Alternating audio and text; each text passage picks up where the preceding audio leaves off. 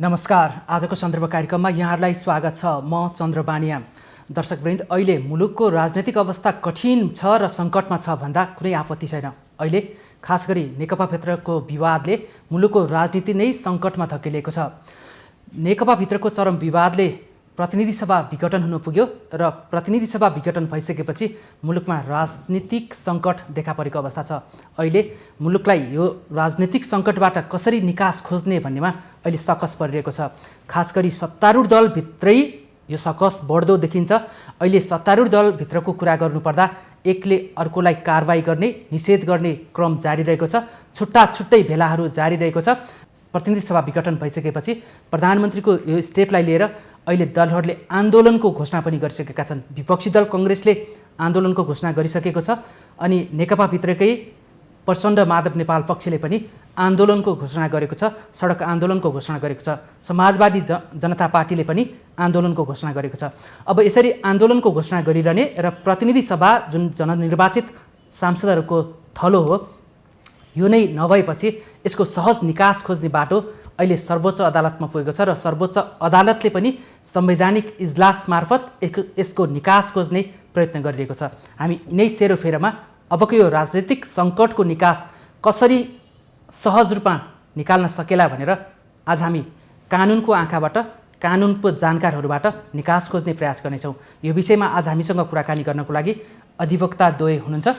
एकजना हुनुहुन्छ डाक्टर दिनमणि पोखरेल र अर्को अधिवक्तामा हामीसँग रमेश बडाल हुनुहुन्छ। हामी उहाँहरूसँग यसको निकास खोज्ने प्रयास गर्नेछौँ। दुवैजना नेकपा निकट कानुनविदको रूपमा सक्रिय हुनुहुन्छ। यहाँ दुवैलाई स्वागत छ। धन्यवाद। म सबभन्दा पहिला बडाल सरबाटै सुरु गर्न चाहन्छु। नेकपाभित्रको राजनीति यो कानुनी समस्या हो या राजनीतिक समस्या हो? नेकपाभित्र जुन अहिले विवाद देखिएको छ, अब नेकपाभित्रको विवाद चाहिँ कानुनीभन्दा बढी राजनीतिक विषय हो।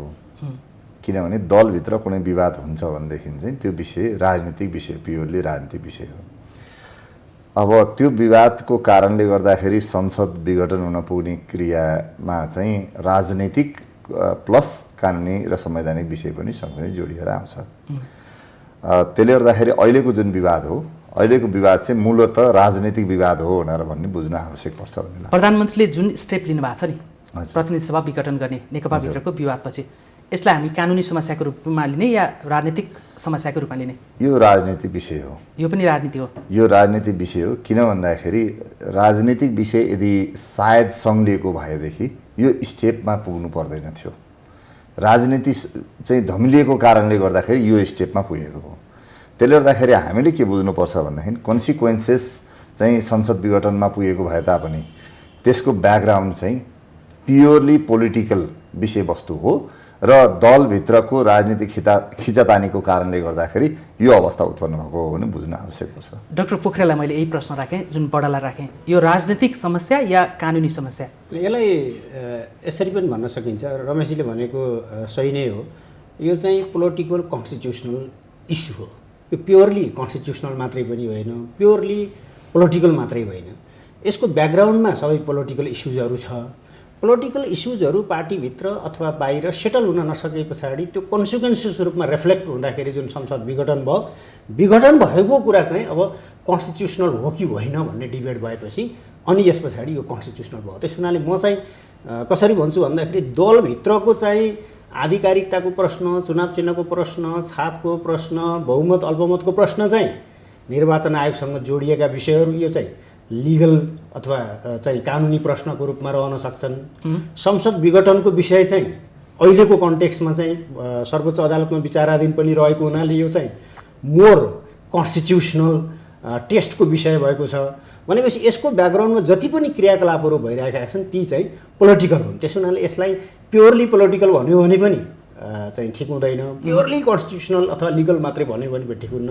यो कन्स्टिट्युसनल पोलिटिकल कन्स्टिट्युसनल विषय हो। भनेपछि अहिले बडाल सर र पोखरेल सरले दुवै भन्नुहुन्छ नेकपाभित्रको विवाद पनि राजनीतिक विवाद हो र त्यो विवादले निम्ताएको प्रतिनिधि सभा विघटनको अवस्था पनि राजनीतिक नै हो।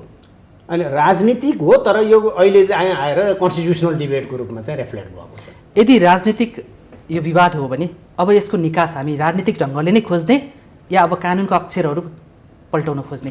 अनि यसमा विवादै गर्नु पर्दैन। यदि राजनीतिक रूपमा यसको हल भयो भने त चाहिँ कानुनी र संवैधानिक विवादमा जानै परेन होइन। जस्तो भन्नुहोस् न, यसलाई लुकाएर किन कुरा गर्नु र? उहाँहरूको बिचमा दुईवटा पक्षको बिचमा विवाद भइराखेको थियो, विभिन्न इस्युजहरूमा विवाद भइराखेको थियो, विभिन्न चरणमा उहाँहरूले कहिले सेटल गर्नुभयो, फेरि फुकाउनु भयो, फेरि सेटल गर्नुभयो, फेरि फुकाउनु भयो, विभिन्न चरणमा। जति बेला फुक्छ त्यति बेला डिबेट हुन्छ, त्यति बेला कन्स्टिट्युसनल लिगल इस्युजहरू पनि अगाडि आउँछन्। जति बेला सेटल हुन्छ फेरि त्यस पछाडि अरू इस्युजहरू त आउँदैनन्। भनेपछि अहिले पनि उहाँहरूको बिचमा रहेका जति पनि पोलिटिकल साङ्गठनिक होलान् जे होलान् मूलतः चारित्रिक रूपमा जुन राजनीतिक विषयहरू छन् त्यसलाई उहाँहरूले सेटल गर्नु हो भने त मलाई लाग्छ यो मुद्दा मामिलाको बाँकी नै रहँदैन। त्यसो हुनाले यसको प्राइमेरी सेटलमेन्ट खोज्ने तरिका भने त पोलिटिकलै हो। त्यो पोलिटिकल सेटलमेन्ट चाहिँ कुनै कारणले गर्न सकिएन अथवा सम्भव भएन भने अन्यको बन्दीको रूपमा अथवा चाहिँ देशलाई अथवा पार्टीलाई अथवा संसदलाई बन्धक बनाउनु हुँदैन। त्यसो हुनाले यसको बाटो चाहिँ लिगल कन्स्टिट्युसनल वेबाट खोज्नुपर्छ भने त्यो त सेकेन्डरी कुरा हो भन्ने लाग्छ मलाई। भनेपछि संवैधानिक रूपले निकास खोज्ने सेकेन्डरी कुरा हो, प्राइमेरी कुरा भनेको राजनीतिक रूपमै राजनीतिक रूपमा सेटल भयो भने संवैधानिक र कानुनी प्रश्नमा प्रवेशै गर्न पर्ने परिस्थिति आउँदैन भन्ने लाग्छ। म फेरि आउँछु बडाल सर, यसमा राजनीतिक रूपले यसको निकास खोज्न सकिन्छ? अब सम्भव छ अहिलेको अवस्थामा? अहिलेको निकास चाहिँ राजनीतिक रूपमा खोज्नलाई नै अगाडि बढेको छ त। यो चाहिँ पहिला संसदभित्र आफ्नै पार्टीका सांसदहरूसँग छलफल गरेर आफ्नै पार्टीभित्र छलफल गरेर त्यसबाट निकास निकाल्ने प्रयास गरियो। जब त्यो असम्भव भयो, त्यो असम्भव भए पछाडि म पार्टीका सीमित दायराका नेताहरूसँग मात्रै होइन सिङ्गो जनतासँग गएर म टेस्ट हुन चाहन्छु। प्रधानमन्त्रीले अहिले गरेको राजनीतिक घोषणा त्यो हो। म जनता समक्ष जान चाहन्छु, जनताले जे म्यान्डेट दिन्छन् म त्यसलाई स्वीकार गरेर बस्छु। अहिले भन्न खोजेको कुरो चाहिँ यो चाहिँ प्योरली पोलिटिकल कुरा हो। त्यही भएको हुनाले गर्दाखेरि अहिलेको यो इस्यु चाहिँ होला घोषणा गर्दाखेरि संवैधानिक कानुनी कुरोहरूलाई टेकेर जानुपर्छ, त्यो आफ्नो ठाउँमा छँदैछ। तर जुन डिसिजन हो, डिसिजन आफैमा प्योरली पोलिटिकल डिसिजन हो, यो नितान्त राजनीतिक डिसिजन हो। म यसको सन्दर्भमा के पनि भन्न चाहन्छु भन्दाखेरि विशेष गरी संसदीय शासन प्रणाली भएका मुलुक हाम्रोमा पनि कतिपय अहिले प्रश्न उठ्ने गरेको छ। हाम्रो संसदीय शासन प्रणाली नै होइन। हाम्रो संविधानको धारा 74ले नेपाललाई संसदीय शासन प्रणाली भएको मुलुक हो भनेर किटानी साथ उल्लेख गरेको छ। जब संसदीय शासन प्रणाली भएको मुलुकको रूपमा नेपाललाई उल्लेख गरिएको छ भने संसदीय शासन प्रणाली भएका मुलुकले अवलम्बन गरेका सिद्धान्तहरू यो अहिलेको कन्टेक्स्टमा उत्तिकै रूपमा र नेपालले पनि यसभन्दा अगाडि संसदीय अभ्यासको क्रममा जे अवलम्बन गरेका छ ती कुराहरू उत्तिकै रूपमा लागू हुन्छन्। त्यसले गर्दाखेरि अहिलेको विषयवस्तु संसदीय शासन प्रणाली भएका मुलुकमा पोलिटिकल्ली कुनै डेडलक क्रिएट भयो भने त्यसको सोलुसन जनतामा गएर गर्ने गरिएको छ। त्यही प्रक्रिया अन्तर्गत नै अहिलेको यो चाहिँ घोषणा भएको हो। त्यसले गर्दाखेरि अब निर्वाचनमा जाने जुन घोषणा हो यो चाहिँ नितान्त राजनीतिक विषयवस्तु हो र जनताले जसलाई जुन राजनीतिक दललाई पत्याउँछ त्यही राजनीतिक दल फेरि शासन गर्न आइपुग्छ। त्यसले गर्दाखेरि यसमा त यो अरू क्वेसन गरिराख्नुपर्ने स्थिति मैले देखिरहेको छैन। तपाईँको नजरमा थप क्वेसन जरुरत छैन होला, तर हामी जनतालाई बुझाउन खोजिरहेका छौँ, त्यसकारण प्रश्नमाथि प्रश्न फेरि आउँछन्। भनेपछि यहाँको बुझाइमा, बडालज्यूको बुझाइमा चाहिँ अबको यो अहिलेको राजनीतिक सङ्कटको निकास भनेको राजनीतिक रूपमै खोजिनुपर्छ र त्यो राजनीतिक निकास भनेको निर्वाचन मार्फत जानुपर्छ। त्यो बाहेक अरू छैन? अरू छैन। ढिलो भइसक्यो अरू त यसभन्दा अगाडि गएको एक वर्ष होइन झन्डै 1.5 वर्ष अगाडिदेखि। 1.5 वर्ष अगाडिको होइन, 1.5 वर्ष होइन, म तपाईँलाई 1.5 वर्ष अगाडि नै भन्छु। किन 1.5 वर्ष अगाडिको म यो प्रसङ्ग जोड्छु भने सरकारले संसदमा कुनै बिजनेस दियो, बिजनेस पास होला फेल होला आफ्नो ठाउँमा छ, तर बिजनेस लिएर जाने दायित्व कसको? बिजनेस लिएर जाने दायित्व त सभामुखज्यूको हो नि। सरकारले होला मान्छेहरूलाई पक्ष या विपक्षमा एमसिसीलाई चित्त बुझ्ला नबुझ्ला, मलाई व्यक्तिगत रूपमा एमसिसी चित्र बुझ्ला नबुझ्ला छुट्टो कुरा हो, तर सरकारले त्यो बिजनेस त दिएको थियो नि। त्यो बिजनेस संसदमा प्रस्तुत भयो? भएन। संसदमा किन प्रस्तुत भएन भन्दाखेरि आफ्नै पार्टीभित्रका सिनियरतम नेताहरूले चाहिँ असहयोग गरेको कारणले गर्दा उहाँहरूको भनाइलाई टेकेर सभामुखले त्यसलाई टेबल नगरेको कारणले भयो। म अर्को पनि भन्छु, संसदको समितिले गएको असारमा नागरिकता विधेयक चाहिँ समितिबाट पास भयो, तर संसदको बैठक रोकिनुभन्दा अगाडि कार्यसूचीमा पर्नुपर्ने नागरिकता विधेयक किन परेन? किन भन्दाखेरि यो सबै ठाउँमा चाहिँ पार्टीभित्रको राजनीतिक विवादको रिफ्लेक्सन केमा गयो त भन्दाखेरि प्रत्यक्ष त संसदको काम कारबाहीमा पर्न थाल्यो। यो पर्न थालिसकेको त्यसको तेस्रो कडीको रूपमा यो संवैधानिक परिषदको बैठक राख्नको लागि प्रयास भयो। पहिलोपटक प्रयास भयो, सभामुखज्यू आउनु भएन। दोस्रो पटक प्रयास भयो, फेरि पनि सभामुखज्यू आउनु भएन। उहाँले के भन्नुभयो, बाहिरपट्टि कुरा मिल्न सकेन त्यस कारणले म आउन सकिनँ भनेर भन्नुभयो। त्यो बाहिर भनेको कहाँ हो? त्यो बाहिर भनेको यदि सभामुखले भित्रबाट खोज्ने हो भने त्यही बैठकमा गएर खोज्नु पर्थ्यो होइन। उहाँ त त्यो बैठकमा जान तयारै हुनु भएन। कोरम नपुगाएर देशलाई डेडलक बनाइदिनु भयो। भनिसके पछाडि यी सबै विषयको पछाडिपट्टिको कारण के हो त भन्दाखेरि नितान्त राजनैतिक कारणले यी सबै बाइ प्रोडक्टहरू देखा पर्न गए। त्यसले गर्दाखेरि यसको समाधान भनेको अब निर्वाचनमा जानुको विकल्प नै छैन। अरू विकल्पबाट अगाडि बढ्न सक्ने अवस्था देखिन्न। पोखरेलज्यू, उहाँको भनाइमा यहाँ सहमत हुन्छ? अबको राजनीतिक यो समस्या राजनीतिक हो र अहिले बिस्तारै संवैधानिक पनि हुँदैछ। यसको निकास भनेको जनादेश र अब जाने निर्वाचन नै हो या फरक केही देख्नुहुन्छ? दुईटा एस्पेक्ट हुन्छ। एउटा चाहिँ त निर्वाचन एउटा विकल्प हो, त्यसलाई चाहिँ अन्यथा भन्ने कुरो भएन। तर त्यो निर्वाचनमा जाने बेलामा जुन हिसाबले चाहिँ प्रधानमन्त्रीज्यूले घोषणा गर्नुभयो होइन संसद विघटनको, अहिलेको हाम्रो कन्स्टिट्युसनभित्र त्यो अधिकार प्रधानमन्त्रीलाई छ कि छैन भन्ने प्रश्न एउटा उठ्छ। एउटा दोस्रो रमेशजीले भनेकोमा के प्रश्न उठ्छ भने हामी कहाँ चाहिँ संसदीय व्यवस्था हो जुन हामीले 47 सालमा पनि अवलम्बन गऱ्यौँ। 47 सालमा अवलम्बन गरिसके पछाडि हामी त्यस पछाडिका धेरै राजनीतिक कोर्सहरू आइसके पछाडि संविधान सभामा आइपुग्दाखेरि संसदीय व्यवस्थालाई एडप्ट गर्ने, तर हामीले संसदीय व्यवस्थालाई जुन चाहिँ ब्रिटिस मोडेल छ त्यसलाई जस्ताको तस्तै गर्ने कि त्यसलाई चाहिँ रिफर्म गर्नुपर्छ भन्ने संविधान सभामा धेरै डिबेट भयो।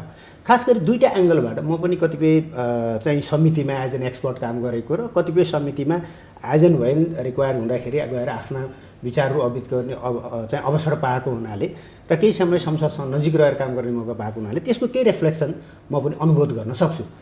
त्यति बेलाको डिबेटको चाहिँ क्रक्स अफ द म्याटर के थियो भन्दाखेरि संसदीय व्यवस्था त हामीले अवलम्बन गर्ने होइन, तर जुन संसदीय व्यवस्था हाम्रो चाहिँ इन्स्टेबिलिटी भयो त्यो इन्स्टेबिलिटीलाई रोक्नका लागि केही चाहिँ सुधार ल्याउनुपर्छ है भनेर 3-4वटा इलिमेन्टमा कन्स्टिट्युसनमा चाहिँ प्रोभिजनहरू गरियो। एउटा के गरियो भन्दाखेरि संसदीय व्यवस्थाको मर्मअनुसार त पार्लियामेन्टको काम सरकार बनाउने हो र सरकारमाथि कन्फिडेन्स नहुँदा बित्तिकै एनी टाइम पार्लियामेन्टले संसदलाई चाहिँ के गर्न कन्ट्रोल गर्न सक्छ अथवा संसद के अरे चाहिँ गभर्मेन्ट फेरबदल गर्न सक्छ। त्यो चाहिँ पार्लियामेन्ट्री सिस्टमको इसेन्स हो।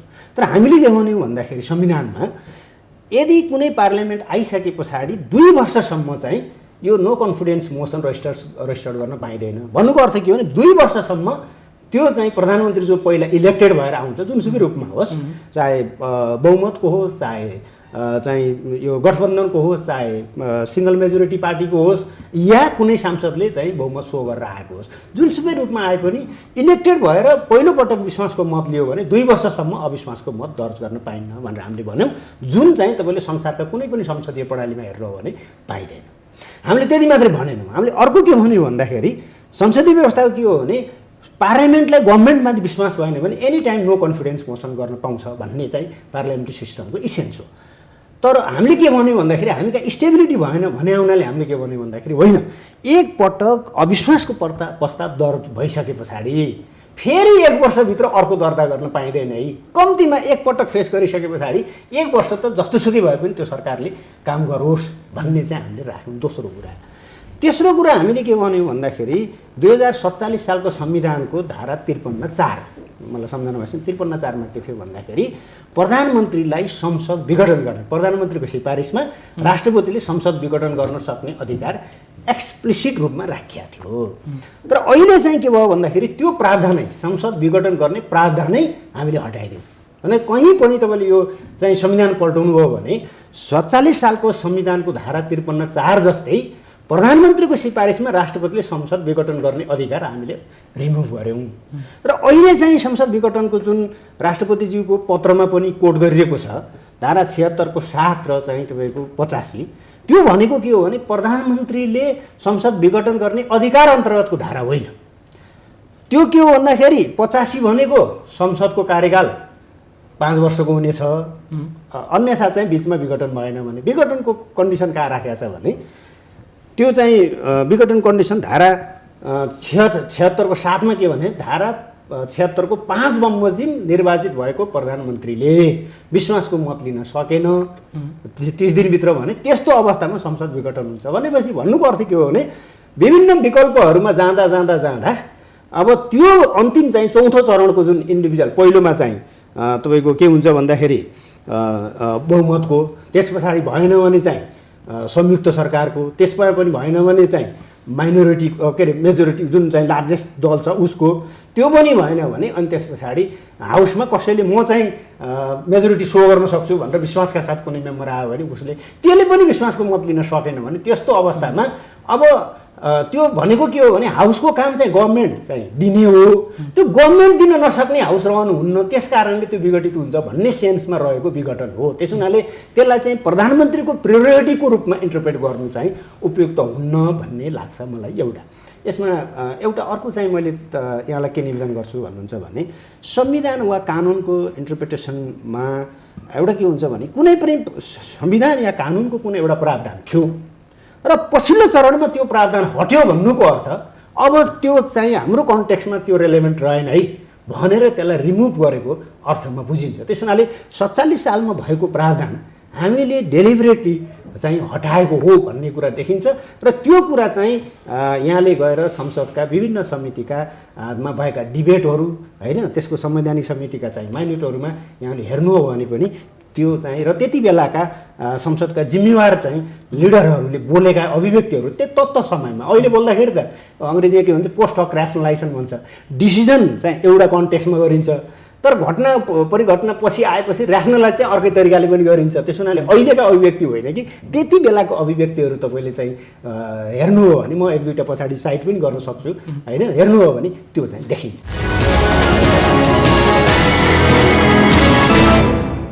पोखरेल भन्दै हुनुहुन्छ अहिले प्रधानमन्त्रीले चाहिँ संविधानले नदिएको अधिकार प्रयोग गरेर प्रतिनिधि सभा विघटन गरेर निर्वाचनमा जाने जुन डिसिजन लिनुभयो, स्टेप लिनुभयो त्यो संवैधानिक छैन, त्यसकारण यसबाटै नै निकास खोजिनु गलत हो भन्ने चाहिँ यहाँको मलाई के लाग्छ भने अहिलेको संविधान अहिलेको जुन हाम्रो र ब्रिटिस मोडेलमा फरक के छ भने उनीहरूको रिटर्न कन्स्टिट्युसन होइन, उनीहरूले अभ्यासबाट हो।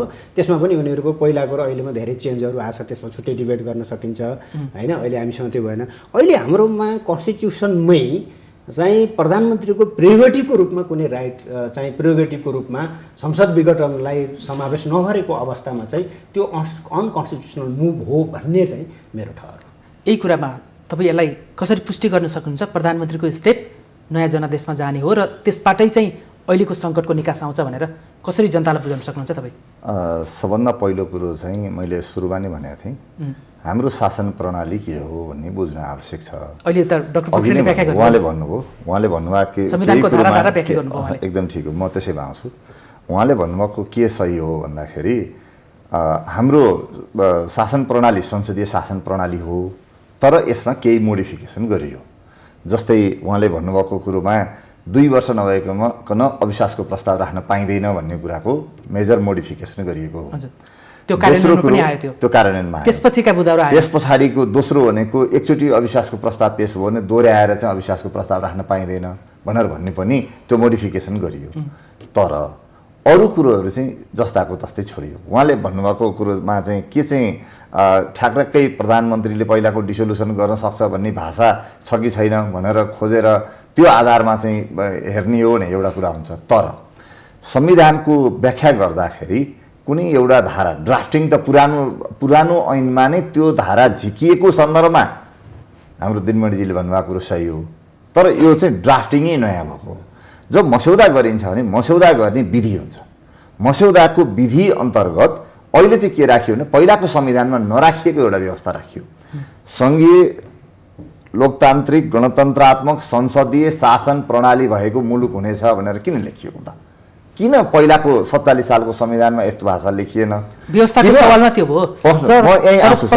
विघटनको सवालमा चाहिँ संविधानको धाराले भनेको कुरालाई अलिकति क्रस भयो कि होइन? त्यो किन लेखियो? पहिलाको संविधानमा लेखिएन नि? किन 63 सालको अन्तरिम संविधानमा लेखिएन नि त्यो कुरो? अहिले के अरे 72 सालमा जारी भएको संविधानमा त्यो कुरो किन लेखियो? यो कुरोले के दिन्छ भने हामी आधारभूत रूपमा संसदीय शासन प्रणाली भएको मुलुक हो भन्ने कुराको स्पष्ट उद्घोष गरेको छ पहिलो कुरो। दोस्रो कुरो के भन्यो भन्दाखेरि अघि न दिनमणिजीले भन्नुभएको कुरो के सही हो भन्दाखेरि निर्वाचन भयो सुरुमा निर्वाचन हुँदाखेरिका बखत चाहिँ कुनै पनि दलले बहुमत प्राप्त गर्न सकेनन्, दुई वा दुईभन्दा बढी दल मिलेर पनि सरकार बनाउन सकेनन्, सिङ्गल लार्जेस्ट पार्टीको पनि सरकार बन्न सकेन र चौथो कुनै एउटा व्यक्तिलाई पनि विश्वासको मत दिन सक्ने अवस्था भएन हैन। चौथो ल्याउने चाहिँ विषय राष्ट्रपतिलाई डिस्क्रिप्सन दिएको छ त्यहाँ। त्यो गर्दाखेरि पनि नयाँ सरकार गठन हुन सकेन। यदि त्यसमा चाहिँ विश्वासको मत कसैले ल्यायो भने त 2 वर्षसम्म अविश्वासको प्रस्ताव राख्न पाइँदैन। त्यो भएको हुनाले दलहरू त्यतिखेर हच्किएर फेरि निर्वाचनको बाटोमा जान सक्ने अवस्था विद्यमान रहन्छ। अब त्यो भनेको के को सन्दर्भमा भन्दाखेरि फ्रेस इलेक्सन भएर आइसकेपछि, नयाँ म्यान्डेट लिएर आइसके पछाडिको पहिलोपटक 35 दिनभित्र सरकार बनिसक्नुपर्छ भन्ने हाम्रो संवैधानिक व्यवस्था छ। त्यो 35 दिनभित्र सरकार बनेन र त्यसको 30 दिनभित्र विश्वासको मत प्राप्त गरेन भने त्यसको सन्दर्भमा हो। त्यस पछाडि यदि यही कुरो मात्रै हाम्रो संविधानमा लेखिएको थियो र संविधानको धारा 85 मा प्रतिनिधि सभाको कार्यकाल 5 वर्ष हुनेछ मात्रै लेखिएको थियो भनेदेखि सिचुएसन फरक हुन्थ्यो। तर हामीले संविधानको धारा 85 मा लगेर के राख्यौँ भने अगावै विघटन भएकोमा बाहेक भन्यौँ। हामीले त्यहाँ संविधानको धारा 76 बमोजिम विघटन भएकोमा बाहेक भनेर भनेनौँ। ड्राफ्टिङको कुरोको भिन्नता हुन्छ। यदि 85 मा गएर 76 बमोजिम विघटन भएकोमा बाहेक भनेर लेखेको थियो भने अहिले सम्माननीय प्रधानमन्त्रीले गर्नुभएको डिसोल्युसन असंवैधानिक भन्ने टर्मिनोलोजी सही हुन्थ्यो। तर त्यो गरिएन। नगरेपछि प्रधानमन्त्रीलाई अधिकार कहाँबाट प्राप्त भयो भनेर भन्ने जहाँसम्म प्रश्न छ नि, प्रधानमन्त्री जुन दिन डिसोल्युसनमा गयो त्यो दिनसम्म 64% सांसदहरूको समर्थन प्राप्त दलको नेता हो। त्यसभन्दा पछाडिको कुरो काउन्ट हुँदैन। त्यो दिनसम्म 64%। अब उहाँले के गर्नुभयो भने दलभित्र मैले कमान्ड गरिनँ, दलभित्रका सांसदहरूलाई मैले कमान्ड गर्न सकेन भनिसके पछाडि उहाँले के गर्नुभयो त वैकल्पिक सरकारको सम्भावना छ, बाँकी रहेको 36%ले सरकार बनाउन सक्छ, सक्दैन। अब क्वेसन आउँछ, ल आफ्नै दलका सांसदहरू त्योभन्दा पछाडि त अविश्वासको प्रस्ताव राख्दै जानुभयो नि त। अब अहिले आइरहेको त वैकल्पिक सरकार। संविधानले एउटा कुरो के परिकल्पना गर्दैन भने संसदीय दलको नेता यदि त्यो सिफारिसभन्दा अगावै दल फुटिसकेको भए त्यतिखेर प्रधानमन्त्रीलाई एउटा क्वेसन हुन्थ्यो, वैकल्पिक सरकार बन्थ्यो कि भन् हैन।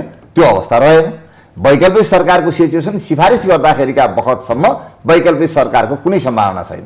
त्यो अवस्थामा प्रधानमन्त्रीले के गर्नुभयो भन्दाखेरि संविधानको धारा 75 यो इनहेरेन्ट राइट हो, संसदीय शासन प्रणाली भएको मुलुक त्यो इनहेरेन्ट राइट हो। र त्यस पछाडि धारा 85 ले एक्सप्लिसिट राइट हामीले चाहिँ स्पष्ट रूपमा उल्लेख गरेको अधिकार प्रयोग गरेर चाहिँ डिसोल्युसनको निर्णय भएको र त्यसको सिफारिसमा मन्त्री परिषदले त्यो सिफारिस गरेको कुरालाई राष्ट्रपतिज्यूबाट कन्फर्म भयो हुनाले यसलाई असंवैधानिक अर्थात् चाहिँ यो संविधानभन्दा बाहिरपट्टि हो भनेर भन्न सक्ने अवस्था यसमा विद्यमान छैन। अब मैले एउटा विषय भने दोस्रो कुरो नि म तपाईँलाई भन्छु, अगाडि विघटन हुनै सक्दैन अरू अवस्थामा भन्ने यदि लाग्थ्यो भने मैले अघि नै भने लिङ्क हुन्थ्यो। नत्र भने संविधानको अरू धाराहरूसँग पनि यसलाई रिलेट गरेर हेर्नुपर्छ। संविधानको धारा 215, 216, 225 मा स्थानीय तहको सन्दर्भमा संविधानमा स्पष्ट रूपमा उल्लेख गरिएको छ यसको कार्यकाल 5 वर्ष हुनेछ भनेर भन्यो। अनि स्थानीय तह निर्वाचन ऐन बनाउँदाखेरि चाहिँ के लेखिएछ भन्दाखेरि यदि अगावै निर्वाचन भएको रहेछ भने उनीहरूको कार्यकाल कहिले सुरुवात हुन्छ भने अगाडिको टेन्युर सकेको 5 वर्ष कम्प्लिट भएको भोलिपल्टबाट नयाँको टेन्युर सुरु हुन्छ भन्यो। निर्वाचन 1 वर्ष अगाडि भएको रहेछ भने पनि 1 वर्ष पुगेपछि मात्रै उनीहरूको कार्यकाल सुरु हुन्छ भनेर लेखियो। एकछिनको लागि अरू अवस्थामा चाहिँ प्रतिनिधि सभा विघटन हुँदैन भन्ने कुराको दिमागको कर्नरमा हामीले राख्ने हो भने त्यही कुरो लेखिन्थ्यो नि त। संविधानको धारा 85 मा किन लेखिएन? त्यो त लेख्न सकिन्थ्यो नि, त्यो कुरो लेखिएन। यो कुरोले पनि के पुष्टि गर्छ भन्दाखेरि हाम्रो संविधान निर्माण हुँदाखेरिका बखत दिनमणिजीले भन्नुभएको कुरो के सही हो भने हो, त्यतिखेर डिबेट भए, छलफल भए। त्यतिखेर डिबेट त जातीय राज्यका नि त भएको थियो नि, आए त संविधानमा आएन। राष्ट्रपतीय शासनको पनि डिबेट भयो हो नि, तर आएन नि हैन। त्यस पछाडि हामीले गैर भौगोलिक स्टेटको पनि परिकल्पना गऱ्यौँ नि त्यतिखेर होइन, यो भूगोलभन्दा बाहिर पनि राज्य हुनसक्छ, जातै पिछेको एउटा राज्य दिन सकिन्छ भन्ने पनि छलफलमा आयो नि, तर लागू भएन नि। त्यसले गर्दाखेरि त्यतिखेर भएका सबै छलफलहरू संविधानमा परेका छैनन्। त्यतिखेर भएका सबै छलफलहरू डिबेटहरू अहिलेको संविधानमा राखिएनन्। राखियो के भन्दाखेरि संसदीय शासन प्रणाली। अब म एउटा लास्टमा एउटा थप्छु अनिखेरि म यो पार्टलाई कन्क्लुड गर्छु। बेलायतमा 2011 मा फिक्स टर्म पार्लियामेन्ट एक्ट भनेर ल्याइयो। बेलायतमा त अभ्यास हो, संविधान छैन होइन, त्यहाँ चाहिँ फिक्स टर्म पार्लियामेन्ट एक्ट भनेर 2011 मा ल्याइयो। त्यसले के भन्छ भने 5 वर्ष संसदको कार्यकाल 5 वर्ष हुनेछ भनेर लेख्यो। 5 वर्ष हुनेछ भनेर ठ्याक्राकै लेखेकै छ त्यहाँ। तर त्यहाँ पनि हाम्रै जस्तै अगावै विघटन भएकोमा बाहेक उनीहरूले पनि त्यही अभ्यास गरे। अगावै विघटन भएकोमा बाहेक 5 वर्ष हुन्छ भनेर भने अहिलेको लास्ट बोरिस जोन्सनको पार्लियामेन्टको टेन्युअर तपाईँले हेर्नुभयो भन्दाखेरि उनीहरूको टेन्युअर चाहिँ 2024 सम्म भनेर देखिन्छ हो। त्यसभन्दा अगाडि थेरेसा मेको टेन्युअर कहिलेसम्म देख्नुहुन्छ तपाईँले, उहाँहरूको अफिसियल रेकर्डमा भने 2022 सम्म देख्नुहुन्छ तपाईँले, 2022 सम्म देख्नुहुन्छ हो। तर उनीहरूले पनि के भने अगावै विघटन भएकोमा बाहेक उही कुरोलाई जोडेर त्यो डिसोल्युसनको अभ्यासलाई प्रयोग गरे। किनभने संसदीय सिस्टममा परम्पराको ठुलो महत्त्व हुन्छ। संसदीय अभ्यासलाई हेरेर उनीहरूले पनि गरिरहेका छन्, हामीले पनि संसदीय अभ्यासलाई नै टेकेर गरिरहेको हुनाले गर्दाखेरि यसमा अनकन्स्टिट्युसनलको कुनै पनि इलिमेन्ट छैन। हस्, यहाँले आफ्नो तर्क राख्नुभयो, यहाँले आफ्नो तर्क राख्नुभयो। यहाँले भन्दै हुनुहुन्छ प्रधानमन्त्रीले अलिकति संविधानले गरेको व्यवस्थालाई क्रस गर्नुभयो भने यहाँले चाहिँ जे छ संसदीय व्यवस्थालाई टेकेर उहाँले गरेको राइट डिसिजन छ। त्यसकारण नयाँ जनादेश जान्नै उपयुक्त छ, यसको विकल्प छैन। यहाँको यो आयो होइन, यसमा म यही नै रोकेँ। एउटा म थोरीमा एउटा सानो कुरा मात्र राख्नु। रमेशजीले भनेकोमा एउटा मात्र के हो भन्दाखेरि धारा 85 भनेको संसद विघटनको धारा होइन, त्यो चाहिँ संसदको टेन्युअरको धारा हो। अहिले हाम्रो संविधानमा जम्मा एक ठाउँमा संसद विघटनको छ, 76 को 7 लाई लगेर 5 मा रिलेट गरिएको छ। त्यस हुनाले अहिलेको संविधानको जुन फर्मल स्ट्रक्चर छ त्यो फर्मल स्ट्रक्चरमा हेर्ने हो भने कहीँ पनि प्रधानमन्त्रीलाई प्रिरोगेटिभ देखिँदैन। अब नदेखिएको कुरा चाहिँ पर्सिभ गरेर चाहिँ इनहेरेन्ट राइट हो भनेर चाहिँ भन्न चाहिँ किन मिल्दैन भन्छु भने मैले तपाईँको जुन अभ्यास हामीले गऱ्यौँ र यो चाहिँ एउटा 1 मिनट दिनुहुन्छ भने एउटा चाहिँ प्रिन्सिपल के भन्छ भन्नुहुन्छ भने कुनै पनि कन्स्टिट्युसन कुनै पनि ल बनाउनुभन्दा अगाडि एउटा सर्टेन एजम्सनमा चाहिँ बेस गरिरहेको हुन्छ। पहिला चाहिँ एउटा जुरल पोस्टुलेट्स भन्छ हाम्रो विधिशास्त्रीय मान्यतामा, अनि केही एजम्सनहरू हुन्छ। यो संविधान बनाउँदाखेरि संसदीय शासन प्रणाली लेख्दै गर्दाखेरि एउटा एजम्सन के गरियो भने संसदीय शासन प्रणाली अवलम्बन गर्ने, तर यो चाहिँ हाम्रोमा यसले स्थायित्व दिएन। जहिले पनि चाहिँ कहिले 9 महिनामा कहिले 2 वर्षमा होइन, हाम्रो धेरै त 9 महिना सरकारको भयो। त्यसैले कम्तीमा 5 वर्षको सरकार चाहिँ रहोस् भन्ने त्यो एजम्सनका आधारमा यसलाई ड्राफ्ट गरिरहेको हुनाले त्यही एजम्सनमा यसलाई बुझिनुपर्छ भन्ने लाग्छ। अर्को रमेशजीले भनेकोमा अर्को के हुन्छ भन्नुहुन्छ भने उहाँले एउटा भन्नुभयो के भने त्यो बहुमतको पहिला इलेक्सन हुँदाखेरिको हो। यसमा विधिशास्त्रीय मान्यता के हो भने त्यो प्रोसेस स्टप भयो भने रिभर्स साइकल भनेको फेरि के हुन्छ भन्दाखेरि फेरि स्टार्टिङ त्यहीँबाट सुरु हुन्छ कि। त्यस हुनाले त्यहाँबाट भएन भने अनि बाहिर जानुपर्छ, अनकन्स्टिट्युसनल मुभ पनि जस्टिफाई हुन्छ भन्ने अर्थ लाउनु हुँदैन। यदि चाहिँ त्यहाँ हाउसबाट कुनै हिसाबले प्रधानमन्त्रीको चाहिँ भोट अफ नो कन्फिडेन्स भयो अथवा उहाँले विश्वासको मत माग्नुभएको पुरा भएन भने त्यस्तो अवस्थामा फेरि चाहिँ साइकल रिभर्स भएर त्यो धारा 1 बाट स्टार्ट हुने हो। त्यस हुनाले 5 मा गएर रोकिन्छ भन्ने अर्थ लाउनु चाहिँ हुँदैन भन्ने लाग्छ। म अब यसैमा एउटा कुरो थपौँ अनि हजुर, यसको विषयमा सामान्य प्रधानमन्त्री गिरिजाप्रसाद कोइरालाले फर्स्ट टाइम डिसोल्युसन गर्नुभयो नि 51 सालमा। 51 सालमा यो विषय सर्वोच्च अदालतमा प्रवेश गरेको छ। सर्वोच्च अदालतमा प्रवेश गर्दाखेरि त्यतिखेर 36 जना सांसदहरू अनुपस्थित भएर धन्यवादको प्रस्ताव फेल गराउनु भएको थियो होइन। 74 जना मात्रै भनेको चाहिँ 205 जनाको हाउसमा अल्पमतमा थियो। त्यस पछाडि उहाँले राजीनामा दिएर डिजल्भ गर्नुभयो। डिजल्भ गरिसके पछाडि संसदमा यही क्वेसन उठ्यो, सर्वोच्च अदालतमा यही क्वेसन उठ्यो। सर्वोच्च अदालतले के चाहिँ भिजुलाइज गरेन त्यतिखेर भन्दाखेरि नि यो मेजोरिटी प्राप्त संसदीय दलको नेताले भङ्ग गरे हो, पार्टी फुटिसकेका छैन, वैकल्पिक सरकारको सम्भावना छैन, वैकल्पिक सरकारको कुनै सम्भावना र गुन्जाइस देखेन र त्यो सिफारिसलाई स्वीकार गर्यो। मैले हाम्रै सन्दर्भमा हेर्ने हो भन्दाखेरि पनि यो एकछिनको लागि त्यो रिभर्स ब्याकमा जान्छ भन्ने अघि न दिनमणिजीले भन्नुभएको कुरो पार्टी फुटिसकेका थियो त त्यो मितिसम्म डिजल्भ हुँदाखेरिका मितिमा पार्टी फुट्या थियो, पार्टी फुट्या त थिएन। अनि नेकपाको संसदीय दलको नेता परिवर्तन भएको थियो, थिएन। नेकपाको संसदीय दलभित्र अविश्वासको प्रस्ताव आएको थियो, थिएन। नेकपाको अध्यक्षबाट केपी शर्मा ओलीलाई हटाइएको थियो, थिएन। भनिसके पछाडि यी रिभर्स ब्याकका कुरा चाहिँ कतिखेर सन्दर्भ हुन्छ भने यदि त्योभन्दा अगाडि नै कुनै इभेन्ट भइसकेको थियो भनेदेखि त्यतिखेरको सन्दर्भमा एप्लिकेबल हुने कुरा हो। यहाँ त त्यो कुनै पनि अवस्था विद्यमान छैन। त्यसले गर्दाखेरि उहाँले जुन आर्गुमेन्ट गरिराख्नु भएको छ नि त्यो आर्गुमेन्ट यो सन्दर्भमा एप्लिकेबल हुँदैन, सान्दर्भिक छैन।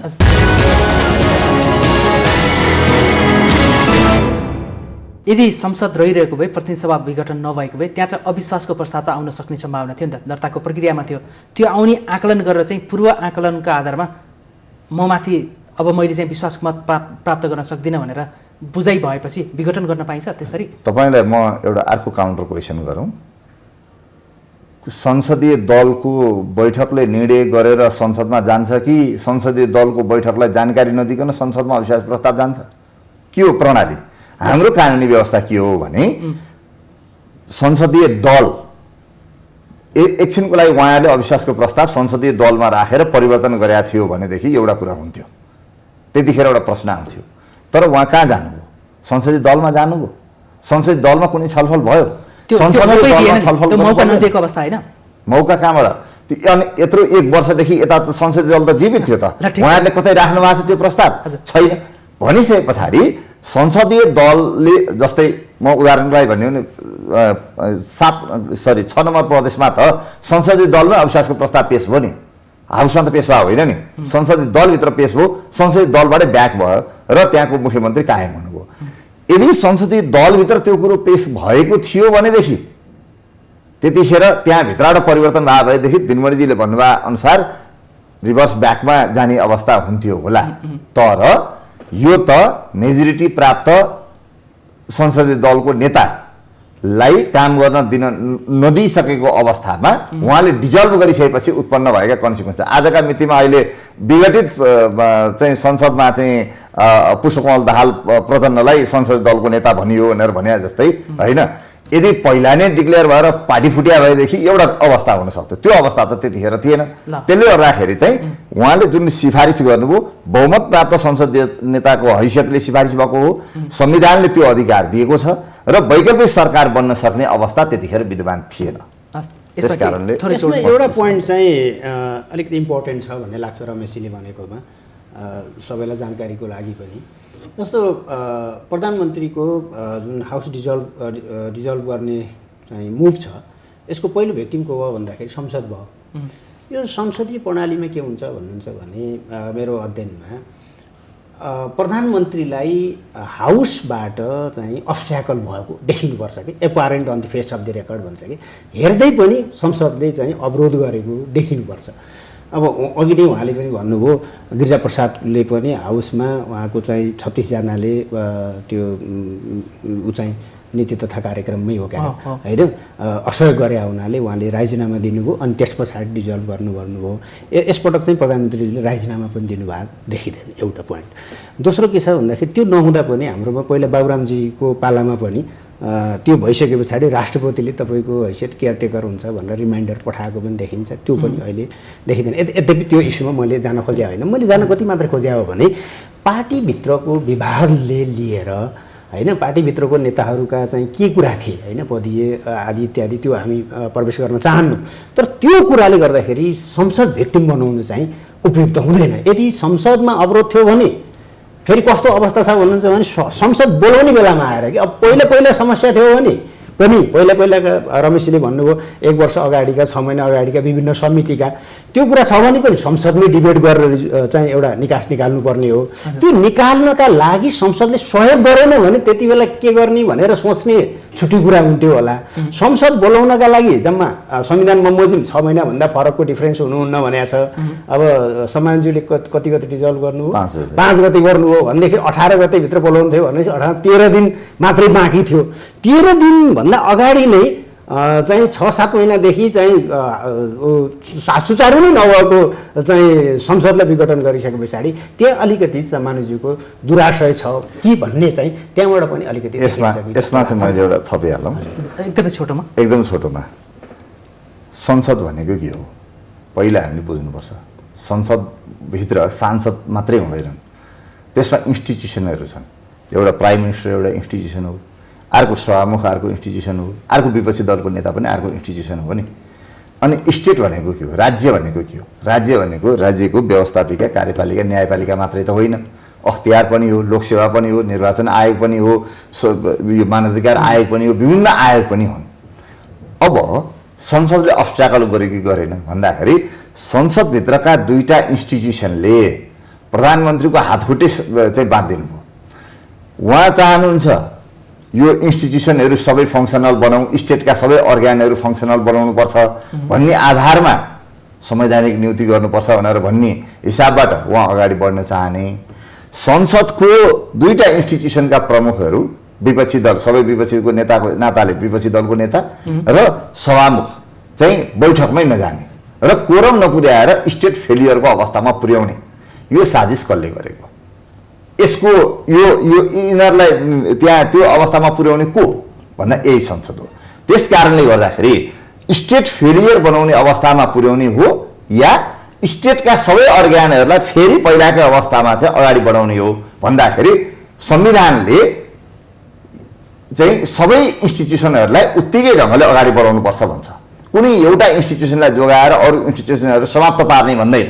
त्यसले गर्दाखेरि जब उहाँहरूले स्टेटका सबै अर्ग्यानहरूलाई प्यारालाइज गर्नुपर्छ भन्ने हिसाबबाट अगाडि बढ्नुभयो त्यस पछाडि संसद विघटनको विकल्प थिएन। त्यही भएको कारणले गर्दाखेरि चाहिँ यसको कारण के हो त भन्दाखेरि स्वाभाविक रूपमा संवैधानिक यो परिषदको बैठकै बस्न नदिने, अध्यादेश लिएर आए त्यसको पनि विरोध गर्ने, त्यो पनि फेरि अनिखेरि उसमा जाने, यो कारणले गर्दाखेरि चाहिँ यो पार्लियामेन्टले अब्स्ट्याकल भयो भनेर भन्ने नै हो। हजुर, यसमा मैले अर्को यसमा म एउटा सानो मात्रै अलिकति एउटै विषयमा अलि लामो गयो कि जस्तो लाग्यो। अरू क्विकली राखौँ न प्लिज। जस्तो के हुन्छ भन्नुहुन्छ भने रमेशजीले भनेको कुरामा त्यो हाउसको पहिलाको कुरा थियो, त्यो समस्या पछि डेभलप भएका हुनु भने पनि चाहिँ प्रधानमन्त्रीले हाउसमा आएर मलाई यस्तो यस्तो समस्या भयो, त्यही चाहिँ अध्यादेशको कुरा पनि 13 दिन पछाडि हाउस बोलाएर जुन तरिकाले चाहिँ अध्यादेशबाट चाहिँ नियुक्ति गरियो नि त्यो मलाई चाहिँ अप्ठ्यारो गर्यो। त्यस हुनाले मलाई यो चाहिँ ऐनमा संशोधन गर्नुपर्छ भनेर हाउसमा आएको भए त्यो बोनाफाइड हुन्थ्यो कि त्यो कोर्स नलिएर एक्स्ट्रा कन्स्टिट्युसनल कोर्सतिर गएको देखियो भन्ने मात्रै हो मेरो पोइन्ट। अब यसमा छ नि, अब यसमा प्रधानमन्त्रीले सही गर्नुभयो या गलत गर्नुभयो भन्नेमा यहाँहरूको फरक तर्क आयो। हाम्रा जनता अलिकति अझ पनि क्लियर हुन सकेनन्। यसको आगामी श्रृङ्खलामा हामी फेरि बुझाउँदै जाउँला। अब चाहिँ यो मुद्दा सर्वोच्च अदालतमा पुगिसकेको छ। सर्वोच्च अदालतमा पनि प्रधान न्यायाधीशज्यूले चाहिँ फेरि अब यसलाई संवैधानिक इजलासमा पठाउनु भएको छ। अब यतापट्टि नेकपाका अध्यक्ष प्रचण्ड, वरिष्ठ नेता माधव नेपालहरू जो अहिले त अध्यक्ष पनि भइसक्नु भएको छ उहाँहरू होइन, उहाँले चाहिँ यो संसद चाहिँ पुनर्स्थापना गराएरै छड्छौँ भनेर अहिले मुद्दा दायर पनि भइसकेको अवस्था छ र सडक आन्दोलन घोषणा गरेको छ। यो पुनर्स्थापना हुन सक्ने सम्भावना देखिन्छ डाक्टर साहब? अनि एउटा म कानुन व्यवसाय पनि भएको र त्यो मुद्दामा वकालतनामा पनि परिसकेको हुनाले मुद्दाको इनसाइड स्टोरीको बारेमा बोल्नु प्रोफेसनली चाहिँ उपयुक्त हुँदैन। मैले अहिलेसम्म गरेको कुरा के हो भने कन्स्टिट्युसनल प्रिन्सिपलका कुरा, थ्योरीका कुरा र कन्स्टिट्युसन पढ्दाखेरि के देखिन्छ भन्ने कुरा गरे। अब कोर्टले के गर्छ, के गर्नुपर्छ भन्ने लाइनमा हामी चाहिँ बोल्दैनौँ, एटलिस्ट चाहिँ म चाहिँ बोल्दिनँ। तर एउटा कुरा चाहिँ म यहाँलाई जानकारी के गरौँ भन्दाखेरि हिजो चाहिँ संवैधानिक इजलासमा पठाउने चाहिँ निर्णय सम्मानज्यूकोमा चाहिँ सिङ्गल बेन्चमा परेको थियो। त्यस पछाडि उहाँले चाहिँ एउटा 13वटा निवेदनमध्ये एउटा निवेदन चाहिँ संवैधानिक इजलासमा पऱ्यो। सुरुमै 5000 चाहिँ शुल्क तिरेर पहिल्यै भएको थियो। अब उहाँले चाहिँ के गर्नु भन्दाखेरि सबैलाई एकै ठाउँ संवैधानिक इजलासमा पठाउनु भयो र चाहिँ अब अन्तरिम आदेश हुने नहुनेमा हिजो केही पनि छलफल भएको होइन होइन, मोटामोटी अन्तरिम दिएर पठाए पनि हुन्छ भन्ने चाहिँ आर्गुमेन्ट त निवेदकको तर्फबाट थियो। तर चाहिँ अब सबैमा एकैचोटि गर्ने र कन्स्टिट्युसनल बेन्चको जुरिडिक्सन भएको हुनाले तलबाट नबोल्नु उपयुक्त हुन्छ भनेर गएको छ। अब भोलिदेखि बहस सुरु हुन्छ। अब त्यो कसरी जान्छ त्यस पछाडि हुन्छ। त्यस हुनाले कोर्टको केसको इनसाइड मेरिटमा चाहिँ हामीलाई बोल्न नलगाउनु। कति दिन जति लाग्ला अब यो चाहिँ? अब हेर्नुहोस् यसमा चाहिँ केही भन्न सकिन्न। It depends on the leadership of the judiciary. पहिलाकोमा के देखिन्छ भन्नुहुन्छ भने गिरिजाप्रसादकोमा पनि, पछाडि मलाई लाग्छ मनमोहनकोमा पनि 15 दिनको थाम्ने पनि म्याद नदिएर अनि त्यस पछाडि चाहिँ लिखित जवाफ लगाएर अनि कन्टिन्युस हेयरिङमा गरेर 1.5 महिनाको अन्तरालमा हुनुपर्छ। अब ठ्याक्कै त्यो डेट म भन्न सक्दिनँ। जो छोटो समयमा चाहिँ निकास दिएको चाहिँ अनुभव छ र यस्तो मुद्दामा त्यही नै गर्नुपर्छ भन्ने लाग्छ। किनभने तपाईँले चाहिँ रिस्टेट हुने सम्भावना पनि कन्स्टिट्युसनल अहिलेको डिबेटले हेर्दाखेरि काफी नै देख्छु मैले त। म त रिस्टेट हुने यो त अनकन्स्टिट्युसनल भनिराखेको छु मैले आफूले चाहिँ बोल्दाखेरि। भनेपछि रिस्टेटको धेरै ठुलो सम्भावना छ। ल मानौँ एकछिनलाई रिस्टेट हुन्न नै भने पनि चुनावको तयारी आदि इत्यादि भने त्यसलाई त निकास त दिनु पऱ्यो नि। जुडिसियरीले त्यसलाई चाहिँ निकास दिने कुरामा त सहयोगी हुनुपर्छ। त्यस हुनाले छिटोभन्दा छिटो छोटो समयमा लिखित जवाफ मागेर अनि त्यस पछाडि यसलाई चाहिँ छिटोभन्दा छिटो निरूपण गर्नुपर्छ। अब it depends on the wisdom of the leadership of the judiciary. त्यो भनेको सर्वोच्च अदालतका प्रधान न्यायाधीश किनभने यो एडमिनिस्ट्रेटिभ चिफ जस्टिस नै हो। अरू न्यायाधीशले त आएपछि मुद्दामा मात्रै गर्ने। उहाँको चाहिँ एटिच्युडमा, उहाँको चाहिँ लिडरसिप क्वालिटीमा चाहिँ भर पर्ने कुरा हुन्छ। यो विषयलाई म यहीँ रोकेँ। यहाँको यही विषयमा चाहिँ धेरैले भने मतलब उहाँले पनि भन्नुभयो र अहिले त्यो जसले चाहिँ मुद्दा दायर गरेको छ दलको तर्फबाट प्रमुख सचेतक देव गुरुङ लगायत 3 सांसदहरूले र अन्य 11वटा मुद्दा पनि यसको विरुद्धमा परेको छ। पुनर्स्थापना हुने सम्भावना यहाँ देख्नुहुन्छ या सर्वोच्चले अब चाहिँ जनादेशकै लागि बाटो खोलिदिन्छ? अब मेरो चाहिँ एउटा कुरो म दिनमणिजीसँग के सहमत भने फैसला जे होस् स्वीकार गर्नेको विकल्प छैन।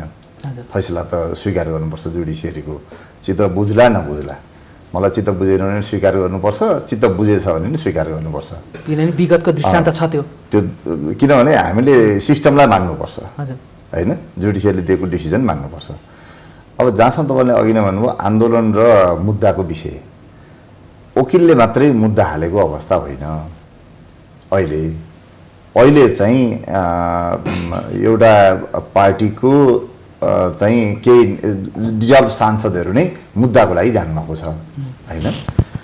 आफै मुद्दा हाल्ने अनि अदालतलाई दबाब दिनको लागि बाहिर आन्दोलन गर्ने भन्ने चाहिँ यो संविधान त कानुन त मिल्ने कुरा होइन। उहाँहरूले कि त मुद्दामा जानु हुँदैन थियो कि त मुद्दामै जानु हुँदैन थियो। मुद्दामा नजानु भएको थियो भने म पोलिटिकल्ली फेस गर्छु, म आन्दोलनमा जान्छु भन्न पाइन्छ। तर मुद्दा हाल्ने अनि यो आन्दोलन कसको विरुद्ध? अदालतलाई दबाब दिनको लागि, अदालतलाई प्रभाव पार्नको लागि। अघि दिनमणिजीले भन्नुभएको कुरो राइटली म केमा समर्थन गर्छु भन्दाखेरि हामी यहाँ बोल्दाखेरि त ध्यान दिएर भनिराखेका छौँ अदालतले यस्तै फैसला गर भनेर भनिराखेका छैनौँ। भनिसके पछाडि हामीलाई आफूलाई लाग्न सक्छ मलाई संसद डिजल्भ गरेको कन्स्टिट्युसनल छ भन्ने लाग्न सक्छ, तर म अदालतलाई यही नै फैसला गर भनेर भन्न त सक्दिनँ नि होइन। यदि त्यो हो भने अनि संसद पुनर्स्थापना गर भनेर कसको विरुद्ध आन्दोलन गरे? अहिले अदालतको विरुद्ध। अनि अदालतमा प्रभाव पार्नको लागि खोज्न मिल्छ? मिल्दैन।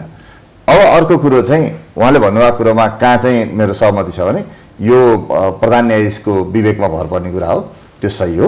त्यस पछाडि अरू प्रक्रिया त पहिलाकै गिरिजाप्रसाद कोइरालाज्यूले गर्नुभएको डिजल्भ या मनमोहन अधिकारीज्यूले गर्नुभएको डिजल्भमा पनि 2.5 महिनाको 2 महिना 2.5 महिना जतिमा निर्णय आएको थियो भनेदेखि, तर दुवैमा अन्तरिम आदेश भएको छैन। हामीले ध्यान दिनुपर्ने कुरो चाहिँ दुवै केसमा अन्तरिम आदेश भएको छैन। पहिलो केसमा एउटा दुईटा मात्रै मुद्दा थियो भने अब 13-14वटा मुद्दा परेका छन्। मुद्दाको सङ्ख्या नै धेरै छ। त्यसले गर्दाखेरि स्वाभाविक रूपमा पहिला भने जस्तो 15 दिनमै चाहिँ नसक्ने अवस्था पनि हुन सक्छ, किनभने मुद्दा धेरै मुद्दा परेका छन्। फेरि त्यहाँ वक्ताहरू पनि धेरै होला हैन, त्यो स्वाभाविक रूपमा त टाइम त कन्ज्युम। तर जति सक्दो छिटो आयो भने यसले छिटो निकास पाउँछ भन्नेमा चाहिँ हामी सहमत छौँ दुवैजना। त्यो स्वाभाविक हो। देशकै लागि पनि हितकारी हुन्छ नि। अनिर्णयको बन्दी बन्नु भनेको त भन् तपाईँ हाम्रै जीवनमा पनि भनौँ निर्णय गर्न सक्दा कति पीडा हुन्छ भनौँ न। त्यस्तो यो देशकै पीडा हो नि त। त्यो देशको पीडा भने तपाईँ हामी सबैको पीडा हो। ठिकै छ।